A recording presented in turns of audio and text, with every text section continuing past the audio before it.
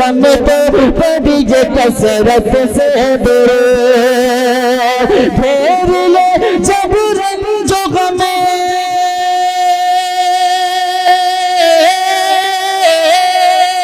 پھیر لے جب رنج و غم تو پڑھیے کثرت سے درود بل یقین ہر ایک غم کا بل یقین ہر ایک غم کا خاتمہ ہو جائے گا۔ آئیے دوستو اب ہم مدرسہ دارالعلوم رشیدیہ کی طرف نظر کرتے ہیں، وہاں سے طلباء اور وہ طلباء جو فارغین ہیں جن کی دستار فضیلت ہونا ہے، ان میں سے محمد مختار عالم صاحب سے سلمہ سے میں کہوں گا کہ وہ آئے اور اپنی تقریر پیش کریں۔ مختار سلمہ تشریف لائیں۔ السلام علیکم ورحمۃ اللہ وبرکاتہ۔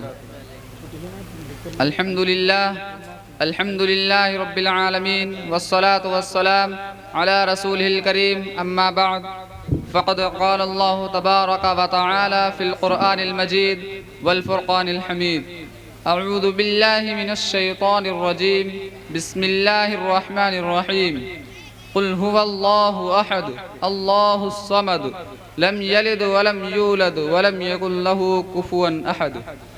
محترم حضرات، میں نے ابھی آپ کے سامنے ایک پوری سورت تلاوت کر دی ہے جس کا سادہ ترجمہ یہ ہے، اے نبی کہہ دو کہ اللہ ایک ہے، اللہ بے نیاز ہے، وہ نہ کسی کا باپ ہے اور نہ کسی کا بیٹا اور اس کا کوئی ہمسر نہیں۔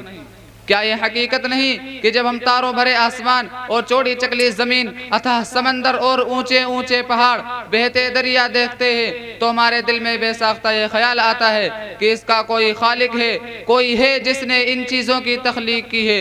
پھر ہم ایک قدم آگے بڑھاتے ہیں اور سوچتے ہیں کہ رات آتی ہے، دن رخصت ہو جاتا ہے، صبح ہوتی ہے، شام ہوتی ہے، کائنات کا نظام بندھے ٹکے اصولوں کے مطابق چل رہا ہے، کہیں سے کوئی خرابی نہیں۔ شمس و قمر اپنے وقت پر نکلتے ہیں اور وقت پر ڈوبتے ہیں، تو ہمیں بے ساختہ یہ کہنا پڑتا ہے کہ اس عظیم کائنات کا کوئی حاکم ہے جسے کسی کی تعاون کی ضرورت نہیں، جو سارے جہان سے بے نیاز ہے، وہ کسی کا احسان مند نہیں، وہ جو چاہے کرتا ہے، اسے کوئی روکنے والا نہیں، اگر روکنے والا ہوتا تو اس دنیا کا اچھے ڈھنگ سے نہ نظام چلتا۔ لَوْ كَانَ فِيهِمَا آلِهَةٌ إِلَّا اللَّهُ لَفَسَدَتَا، اگر دونوں میں یعنی زمین و آسمان میں اللہ تعالیٰ کے علاوہ اور کوئی معبود ہوتا تو وہ دونوں ٹوٹ پھوٹ جاتے۔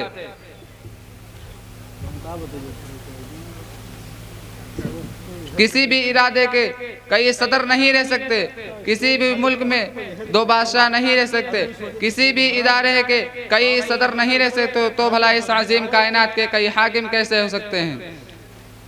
محترم دوستو، اگر یہ ہماری باوقار مجلس اگر کئی صدر چن لیں تو کیا یہ ہماری مجلس چل سکتی ہے؟ کیا ہمیں لوگ بیوقوف نہ کہیں گے؟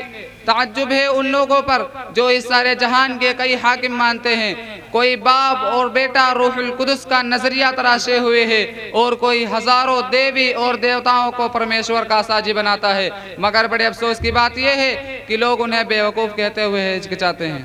انہی چند باتوں پہ میں اپنی تقریر ختم کرتا ہوں۔ آخر دعوانا الحمدللہ رب العالمین۔ السلام علیکم۔